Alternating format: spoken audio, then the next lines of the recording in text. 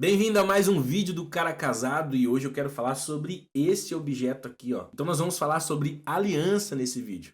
Meu nome é André Constantino, eu sou o cara casado e eu preciso te contar a história da aliança. Eu sei que essa parte teórica parece um pouco chata, prometo ser bem breve e bem resumido e não faz sentido você passar por esse vídeo sem levar essa informação para você, sem aprender a história da aliança. Então começou lá no Egito por volta de 3.000 anos antes de Cristo e depois foi levado para a Grécia. E os gregos acreditavam que a aliança ficava no anelar esquerdo aqui, por ser o braço mais perto do coração, e porque havia uma artéria, uma veia que ligava aqui do anelar, passava pelo braço direto ao coração. Existe todo um romantismo, é muito bonito acreditar nisso, nossa, tem uma veia e tal, mas é mentira, a gente sabe que isso não existe. Depois da Grécia foi levado para Roma e os cristãos romanos colocaram como obrigatório o uso do anel em ouro na mão direita para quem está noivo e na mão esquerda para quem se casou. Então aprendemos que surgiu no Egito, passou pela Grécia, depois Roma, e antes da gente falar nos dias de hoje, eu quero falar para vocês também uma curiosidade que são os materiais que ela foi feita, os materiais que eram feitos os anéis. Como surgiu no Egito, lá também surgiu o papel, e o papel vem do papiro. Então o papiro foi o primeiro material utilizado numa aliança. Olha que massa. E depois do papiro veio o junco, couro, ossos, marfim, depois veio o latão, a prata, o bronze, o ouro e hoje a gente coloca até algumas pedrinhas, né? A da minha esposa, por exemplo, tem uma pedrinha para enfeitar. O anel por anel, né? Se a gente não tratar isso como uma aliança, tratar como um anel, ele pode ser usado no indicador, ele pode ser usado no dedão, ele pode ser usado no mindinho. E existem anéis de meio dedo, existe até anel para o dedo do pé. Então existem diversos tipos de anéis. Inclusive, deixa eu falar para você, existe anel de formatura. Médicos, advogados, juízes, políticos, teólogos, pastores, bispos, padres, apóstolos usam anéis.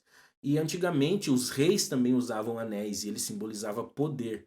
Existe uma trilogia Senhor dos Anéis, não sei se você já assistiu, é muito famosa e gira em torno de um anel poderoso, um anel que tem uma magia, enfim. Então, o anel ele vem lá dessas antiguidades, vem passando por todas essas histórias e chega nos tempos de hoje, nos dias de hoje. E quando a gente transforma ele em aliança, ele traz então um significado. Eu quero falar desses significados com você. A primeira vez que a gente ouve falar em aliança, então, é lá na Bíblia com Noé, quando passou o dilúvio, Noé desce com a sua família, com os animais. Deus coloca um símbolo no céu, que é o arco-íris, e esse símbolo até hoje nos lembra do compromisso de Deus com toda a humanidade, de nunca mais destruir a terra com água. E a aliança é isso, ela tem um símbolo de um compromisso que eu fiz com a minha esposa. Inclusive, os chineses olham para a aliança, para o anel, como um círculo perfeito, não tem começo e não tem fim. Então eles falam que é algo eterno, o casamento é para ser eterno. Eu prefiro até que a morte os separe. Eu acho que eternidade é uma coisa muito pesada e muito profunda. Lá no céu eu vou reconhecer a minha esposa como sendo uma pessoa muito querida, uma pessoa que participou da minha vida aqui na Terra, mas eu não vou sentir o mesmo carinho, o mesmo amor e o mesmo afeto por ela. Não vou sentir saudades, por exemplo. Ainda falando na cultura chinesa, eles acreditam que os dedos da mão têm um significado, onde o polegar são os pais,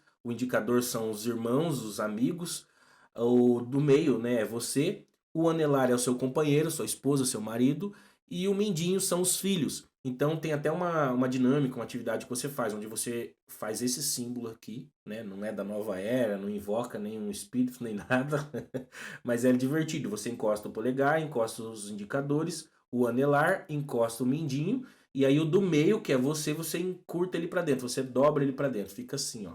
Faz aí durante o vídeo que você vai ver que massa. Então, significa o seguinte, a Bíblia manda a gente deixar o pai e a mãe. Então, se você tenta desgrudar o dedão, você consegue, ó. Deixa eu ver um jeito que você consiga ver, assim, ó. Então, quando você desencosta o dedão, você consegue. Você deixou o pai e você deixou sua mãe para viver a sua vida. Aqui, os irmãos, que são os indicadores, deixa eu ver um jeito de você ver aqui, ó. Você também consegue, porque os irmãos e os seus amigos, eles têm a vida deles, eles vão viver a vida deles. Você consegue se desgrudar deles. Amigos vêm e vão, tem amigos de infância, tem amigos da juventude, tem amigos que se estendem por todo esse tempo, mas também tem amigos que vão embora, que você perde a amizade, perde o vínculo. O dedinho são os filhos, eles também vão embora, eles vão crescer e vão viver a vida deles. Assim como você desvinculou dos seus pais para viver a sua vida, a sua família, os seus filhos um dia também vão desvincular. E aí é muito massa, porque daí o anelar, que é o seu companheiro, cara, você não consegue desgrudar. De verdade, não dá.